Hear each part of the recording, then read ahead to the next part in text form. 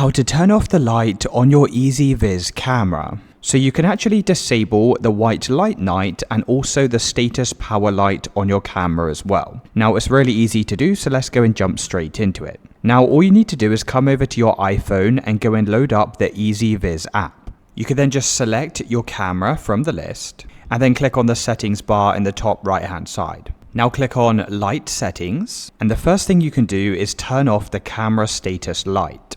So this is the blue LED light that shows your camera is on. Now another thing you can do is also disable the IR light as well. Just bear in mind that if you turn this light off, it may be difficult to see your camera when it's night time. You could then come back over to the previous window and click on image settings. If your light is still showing up in the night mode, you'll need to scroll down and then select the option for enforcing day mode. You can then scroll down again and select Smart Night Vision. And once you've done this, this will ensure that the white light night will no longer display on your camera.